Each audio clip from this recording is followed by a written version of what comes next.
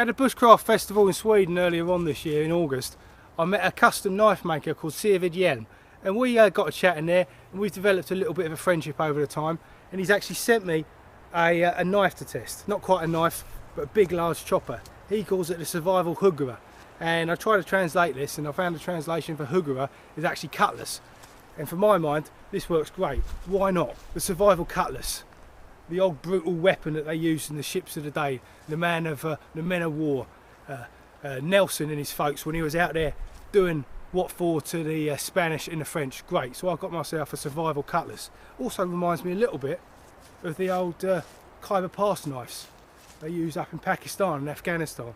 Single edged, no guard, but whoa, would that do you some damage. Anyway, let's bring it in for a close look at it. I'll take you through all the specs, and I'm going to do a bunch of tests with it, and then I'll show you what I think of it right at the end of the video. I think you already know what I think of it. It's fucking awesome. It's 5160 steel, hardened to a Rockwell hardness of 58. It has Micarta handles, and it's cerracoted. 16 inches in total length with a cutting edge of about 12 inches. The stock varies from about 8mm in the handle to 7mm, then coming down, gradually coming down to the tip. It's a full flat grind, and it's been absolutely razor sharpened. Let's bring it in so I'll show you all the angles. There's the finger choil, there's the handle, the smallish handle, the cerracote finish, the full tang construction, the micarta handles also cerracoted. There's two pins holding the handle in. Let's bring it back in this direction, showing you all the angles, so you can see all the angles on this survival cutlass. There we see, very large, very cool piece of steel. Whew.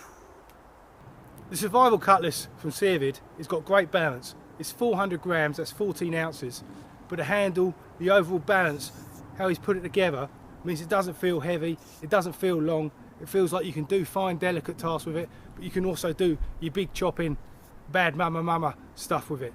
Anyway, I've done some tests with it. Let's cut those in. Let's test the edge sharpness on A4 paper. Seved's put a very, very fine edge on this giant survival cutlass.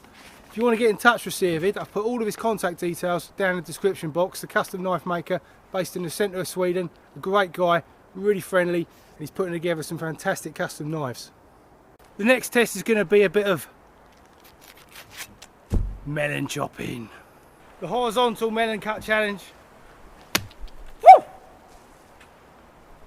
Nice slice. Ooh, too thin a slice. Too fat a slice. Melons up. The vertical melon cut for the win.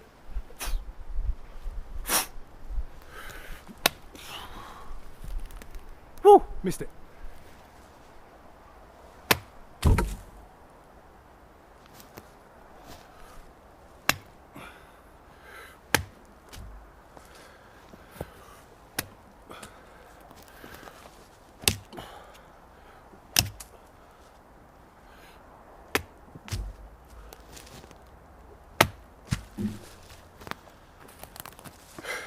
We'll cut melons. This next test will see me try and rope cut with the cutlass. I'm going to be cutting through hanging rope, 1 strand, 2 strands and then 3 strands of this 15mm boat mooring rope, which is rated for 5 tons. A cutlass should perform well at cutting rope.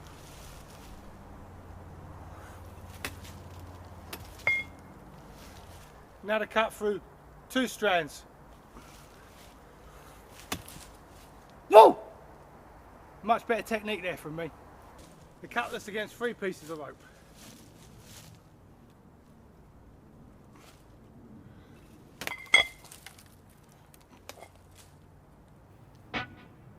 It will cut. What is this I see for there?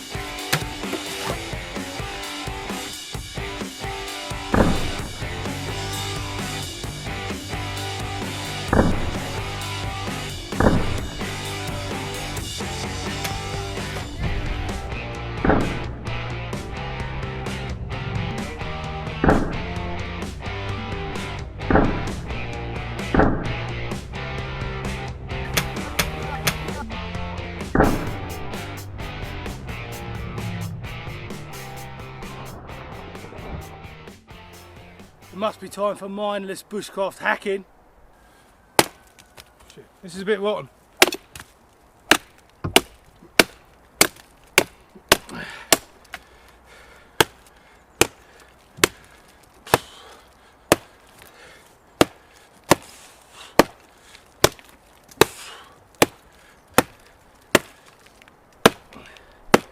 Let's find something a little less rotten. Oh, a bit deep.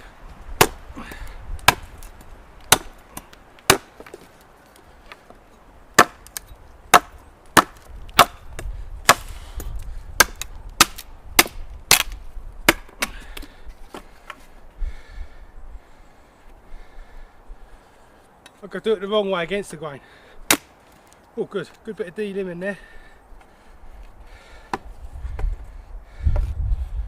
We take off this limb this time the right way round, correct method. I was digging at the ground so it's not getting any strength on it. Let me put it back here. There we go. So we wanted to make a nice smooth stick of this. D-limb it quite nicely. So we want to make a stake out of it.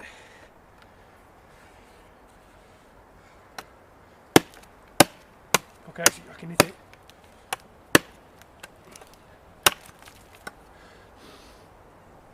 Nice quickly made point. Let's D-limb this pine tree, so we wanted to make a nice, get a nice pole for shelter setup. Yeah, short work of all these.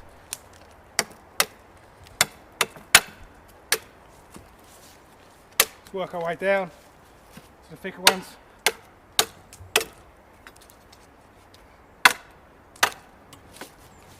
Take that one off again.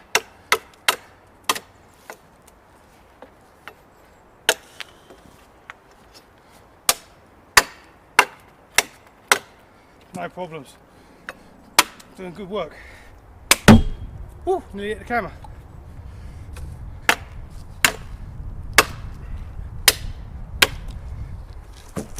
Yeah, that'll do the job. Can it be used for any kind of finer tasks? Let's have a look.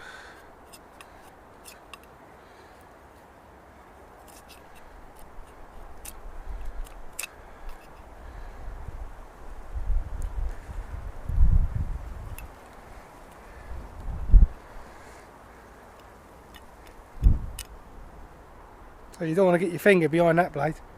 I'm being very careful to keep it behind the cutting edge. Knife safety is the A to the Z of the humble trekker.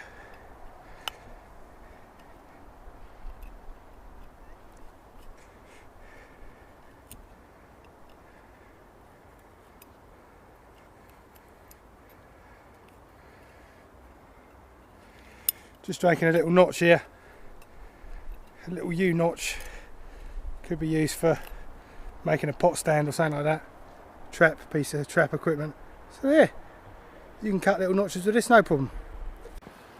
So I think Seved's come out of a real winner here. It's a great larger blade, really fun to use, really nice piece of kit to have in your possession, and I'm really thankful for Seved for sending it to me as a loaner. Unfortunately now I've got to send it back. I've had so much fun with it.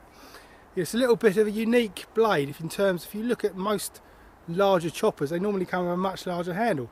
So it's nice to see an alternative with this smaller type of handle, and I actually didn't notice that this was in any way negative.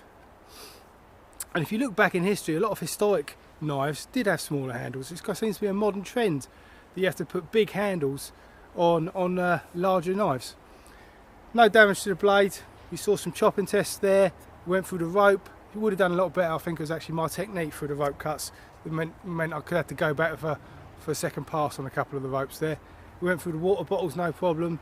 You saw the hacking through the wood. It could be a real good woods tool. You saw a little bit of notch making there, and if you wanted to, if you needed to, you can use this for fine tasks. Thanks for watching. Hope you've enjoyed it. I've really enjoyed making this video. If you like this type of content, gear reviews, being out in the outdoors, doing crazy chopping, please consider subscribing to my channel because I come out with regular videos. Take care and have a great time out there.